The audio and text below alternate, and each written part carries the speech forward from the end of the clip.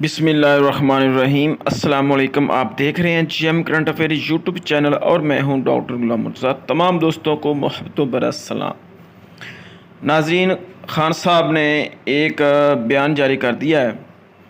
ان کا کہنا ہے کہ جیل جانے سے پہلے میں اپنی قوم کو آگاہ کرنا چاہتا ہوں ان تمام چیزوں پر جو بعد میں میرے پر یہ جھوٹ بہتان لگائیں گے۔ میں اپنی قوم کو آگاہ کرنا چاہتا ہوں کیونکہ میرے جیل جانے کے بعد آپ کو کوئی نہیں بتائے گا، کیونکہ انہوں نے تمام جو میڈیا ہے وہ کنٹرول کر لیا ہے۔ تو اس لیے خان صاحب نے قوم سے اہم خطاب کیا۔ آئیے سب سے پہلے ان کا خطاب سنتے ہیں کہ انہوں نے قوم سے کیا خطاب کیا۔ جیل میں جانے سے پہلے جن چیزوں پہ یہ مجھے جیل میں ڈالنے کی کوشش کر رہے ہیں وہ میں آپ کے سامنے پہلے ہی لیا ہوں، کیونکہ میں اگر جیل میں چلا گیا تو انہوں نے میڈیا تو پورا کنٹرول کر لیا۔ جو بڑے بڑے لوگ تھے جو میڈیا کی آزادی کے جہادی بنے ہوئے تھے وہ آج چپ کر کے بیٹھے ہوئے ہیں اور آرام سے ایک سرکاری میڈیا بن چکے ہیں ساری پرائیویٹ چینلز۔ تو مجھے کسی نے سنا نہیں ہے، ایک دفعہ میں اندر چلا گیا جیل میں، تو لہٰذا ضروری یہ ہے کہ میں آپ کے سامنے پہلے ہی چیزیں رکھتی ہوں جو یہ کوششیں ہو رہی ہیں، اور بڑی تیزی سے کوششیں ہو رہی ہیں کہ یہ جیل میں چلا جائے کیئرٹیکر گورنمنٹ کے آنے سے پہلے۔ تو میں سب سے پہلے سائفر کا ذرا میں آپ سب کے سامنے رکھتا ہوں کہ اصل میں ان کو یہ سمجھ نہیں آئی کہ جتنی سائفر کے اوپر بات ہوگی، یہ جتنے بھی پاور میں بیٹھی ہوئی ہیں پی ڈی ایم کے لیڈرز اور جو پرانے آرمی کے چیف جنرل باجوہ، یہ جتنی بھی سائفر کے اوپر تحقیقات ہوں گی ان کے اوپر انگلیاں آئیں گی۔ مظلوم تو میں تھا اور میری گورنمنٹ تھی۔ ہماری گورنمنٹ گئی، جیسی سائفر آیا اس کے اندر بار بار میں بتا رہا ہوں کہ ایک امریکی آفیشل ڈونلڈ لو ہمارے ایمبیسڈر کو کہتا ہے، اسد مجید کو، واشنگٹن میں، کہ عمران خان کو تم نے ووٹ آف نو کانفیڈنس میں ہٹانا ہے، اگر نہ ہٹایا تو پاکستان کے لیے مشکلات ہوں گی۔ اور ابھی ووٹ آف نو کانفیڈنس نہیں آئی تھی، یہ غالباً 6 مارچ تھا۔ اگلے دن ووٹ آف نو کانفیڈنس آ جاتی ہے، ٹیبل ہو جاتی ہے اسمبلی میں، اور اس کے بعد پھر جو سارا وہ کہتے ہیں نا ریسٹ از ہسٹری، آہستہ آہستہ کیا بڑی جلدی ہمارے لوگ بھی ناراض ہو جاتے ہیں، بیک بینچرز بھی کہتے ہیں ہم چھوڑ رہے ہیں، ہمارے جو اتحادی ہیں وہ بھی چھوڑنا شروع ہو جاتے ہیں۔ تو وہ سائفر کس کے لیے پیغام تھا؟ وہ پیغام اسی کے پاس تھا نا جس کے پاس پاور تھی، جس کے پاس ایجنسیز تھیں، جو ان سب کو بھیڑ بکریوں کی طرح ادھر لے جا سکتا تھا دوسری طرف اور گورنمنٹ کرا سکتا تھا، وہ جنرل باجوہ تھا۔ تو میں نے بڑی کوشش کی تب بھی کہ اس کے اوپر تحقیقات ہوں۔ میں نے پہلے ایک کمیٹی بھی بنائی جس پہ جنرل طارق کو ہم نے اس کا ہیڈ بنایا، لیکن یہاں اتنی طاقت ہے ایک آدمی کے پاس کہ وہ جنرل طارق جیسے آدمی نے بھی کہا کہ نہیں جی میں یہ اس کمیٹی کا ہیڈ نہیں بن سکتا۔ پوری کوشش کی گئی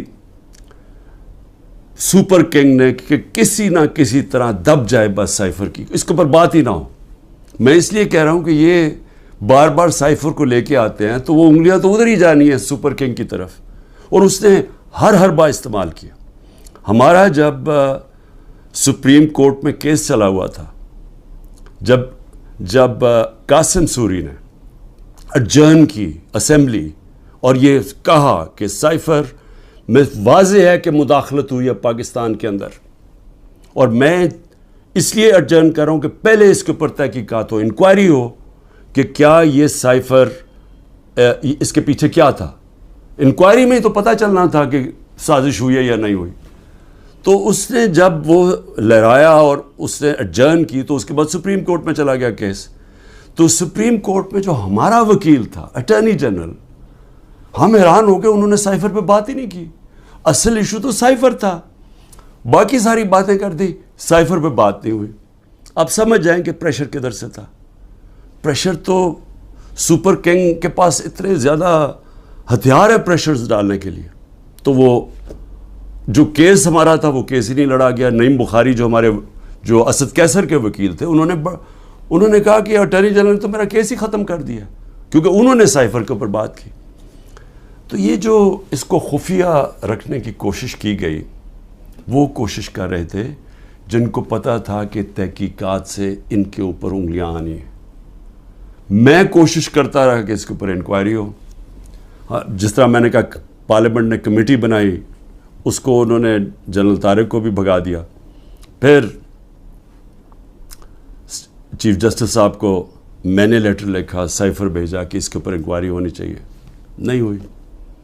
تو اب یہ جو انکوائری کرنا چاہتے ہیں ایف آئی اے، میں صرف سوال یہ پوچھتا ہوں کہ پہلے تو مجھے یہ بتائیں، مجھے بلا تو لیا آپ نے انکوائری کے لیے، لیکن مجھے یہی نہیں پتا کہ میرے سے کس چیز کی انکوائری کرنی چاہتے ہیں آپ، تاکہ میں تیاری کر کے آؤں۔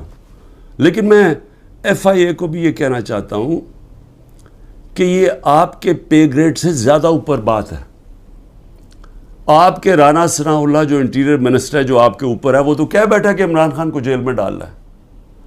وہ ابھی کوئی انکوائری کا مجھے بھی نہیں پتا، ابھی تو ہمیں 164 کا بیان بھی ہمارے سامنے نہیں آیا، ابھی تو نیوز آئٹمز آ رہی ہیں نا کہ جی اعظم خان نے یہ کہہ دیا، ہمارے سامنے تو ابھی کچھ نہیں آیا، کیونکہ میں نے اپنے وکیلوں سے پوچھا تو کسی کی وکیل کو بھی پتہ نہیں کہ وہ کون سا بیان ہے اعظم خان کا جو 164 پہ آتا ہے۔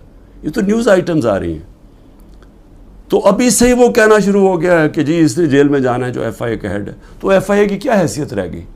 تو انہوں نے، ہمیں تو پتہ انہوں نے کیا کرنا ہے، لیکن قوم کو پتہ ہونا چاہیے کہ یہ اتنا بڑا ظلم ہوا اس ملک کے ساتھ، جو انہوں نے جو گورنمنٹ گرائی ہماری، جو میں نے آپ کو بتایا بھی کہ آئی ایم ایف کی صرف آپ رپورٹ پڑھ لیں کہ انہوں نے بتایا کہ انہوں نے یہ جو منی لانڈررز تھے اور این آر او والے یہ جو لیڈرز تھے، انہوں نے آ کے پاکستان سے 14 مہینے میں کیا اور عوام کو کتنی تکلیف ہوئی، کتنی تکلیف سے عوام گزر رہی ہے، اور مزید اور آگے تکلیف آنے والی ہے۔ ایک وہ گورنمنٹ جس کی بہترین پرفارمنس تھی، اور وہ صرف اور صرف، اب ضرورت نہیں ہے آپ آئی ایم ایف کا ہی پڑھ لیں نا، آئی ایم ایف تو ہمارے نیچے نہیں ہے، اکنامک سروے پڑھ لیں جو کہ انہوں نے شائع کیا، تو وہ تو اب واضح ہے کہ ایک حکومت جو بہترین پرفارمنس دے رہی تھی، جو لوگوں کے حالات بہتر کر رہی تھی، روزگار بڑھتا جا رہا تھا، فیصل آباد کے اندر ٹیکسٹائل کے ورکرز نہیں مل رہے تھے، یعنی دور سے وہ ٹیکسٹائل والے ہمیں کہتے تھے کہ ہم سکول کھولنا چاہتے ہیں، ہمارے پاس ورکرز کم ہو گئے ہیں، جو ہماری سب سے بڑی ایکسپورٹ ہے ٹیکسٹائلز کی۔ تو ادھر سے وہ گرتے گرتے آج یہاں پہنچ گئے ہیں کہ سکریپ میں بیچی جا رہی ہے مشینری اب، اور یہ جو اب مزید اور مہنگائی آ رہی ہے، ذرا پوچھیں تو صحیح کہ جو بے روزگاری بڑھتی جا رہی ہے، پوچھیں لوگوں کے ساتھ گزارا ہوتا کیسے ہے، کون ذمہ دار ہے اس کا؟ یہ سائفر کے اوپر جب تحقیقات ہوں گی تو پتہ چلے گا کہ کتنی بڑی سازش ہوئی ہے۔ تو میں تو چاہتا ہوں کہ ایک صحیح معنی میں اس کے اوپر انکوائری ہو، میں تو تب بھی کوشش کر رہا تھا، لیکن تب تو ہونے نہیں دی، تو اللہ کرے کہ اس میں سے ہی کچھ چیز نکلائے، لیکن یہ ایف آئی اے نہیں کر سکتی کہ وہ تو کنٹرولڈ ہے انہی لوگوں سے جو انہوں نے فائدہ اٹھایا یہ سازش سے۔ دوسری چیز ہے، اب دو اور میرے اوپر نیب کے کیسز ہیں، ایک ہے القادر۔ اب القادر کے اوپر میں آپ کو بتا ہی چکا ہوں کہ وہ کیس یہ ہے کہ عمران خان نے ملک ریاض کو فائدہ دلوایا کیونکہ اس نے اس سے پہلے القادر یونیورسٹی بنائی تھی، اور القادر یونیورسٹی کیا ہے؟ چیریٹی کی یونیورسٹی۔ چیریٹی کا مطلب یہ کہ سیرت نبی کے اوپر جو ہمارا جو آئیڈیا ہے کہ لوگ لیڈرز نکلے نبی صلی اللہ علیہ وسلم کی سیرت کے اوپر چل کے، جو دنیا کے سب سے بڑے لیڈر تھے، اس کے اوپر ایک بیس کیا کہ کوشش کی کہ اس ملک کے اندر سمجھ تو آئے، اور پھر صوفیزم، اتنے زیادہ لوگ بڑے بڑے ہمارے صوفی جو لیڈرز تھے، لیڈرز میں کہوں گا، ان کے بہت بڑے لوگ آج بھی عرس پہ لاکھوں لوگ آتے ہیں، ان کے کلام کا پتہ تو چلے، لوگ آ کے چلے جاتے ہیں، یہ تو پتہ چلے کہ وہ پیغام کیا دینے آئے تھے۔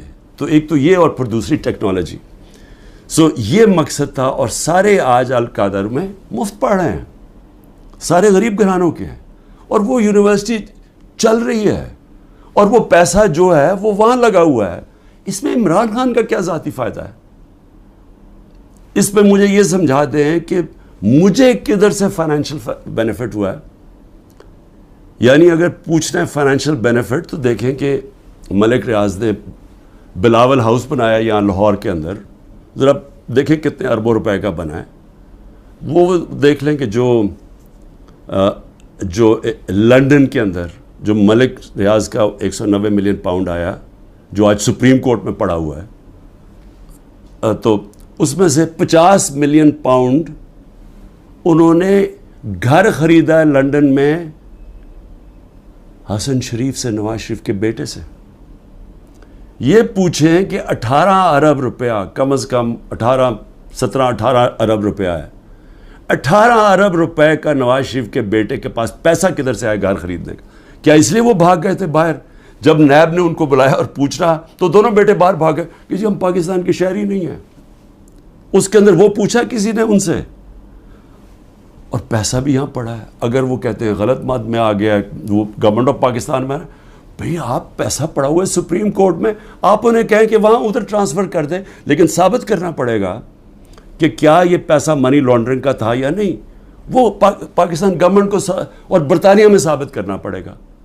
تو ہمارے پاس بھی یہی چوائس تھی، ہم نے پیسہ منگوا لیا، پیسہ یہاں پڑا ہے، تو چوری کدھر ہے اس میں؟ یہ القادر۔ دوسرا توشہ خانہ۔ اب توشہ خانہ کا ذرا سمجھ جائیں وہ توشہ خانہ ہے کیا۔ یہ لوگوں کو ہے جی پتہ نہیں کیا اتنا بڑا اس کو بنا دیا۔ 70 سال سے توشہ خانہ کے اندر وہی قانون چلتے آ رہے تھے۔ جو بھی آپ کو گفٹ ملتی ہے، اور وہ یاد رکھیں پرائم منسٹر کو نہیں ملتی، پریزیڈنٹ کو ملتی ہے، آرمی چیف کو ملتی ہے، وزیروں کو ملتی ہے، پرائم منسٹر کا جو ملٹری سیکرٹری ہے اس کو ملتی ہے۔ یہ جب جاتے ہیں باہر تو یہ گفٹس ملتی ہیں۔ قانون سب کے لیے ایک ہے۔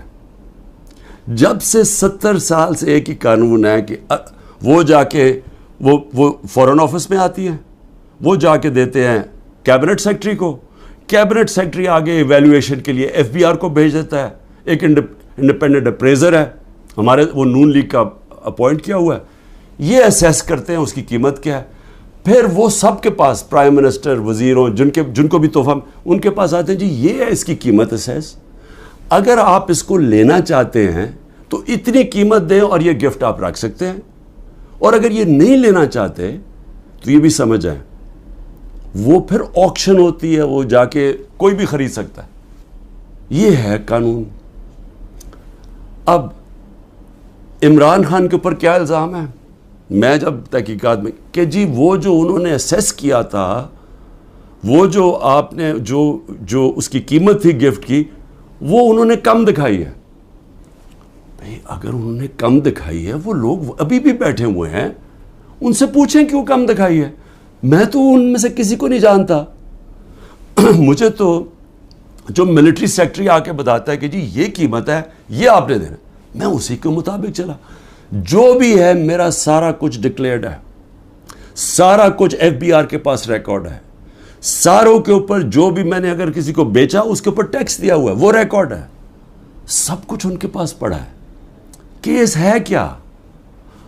وہ کیس ٹرائل پہ چل رہا ہے، جج صاحب بڑی تیزی میں ٹرائل چلا رہے ہیں، سب جوڈس ہے، میں اس کے اوپر بات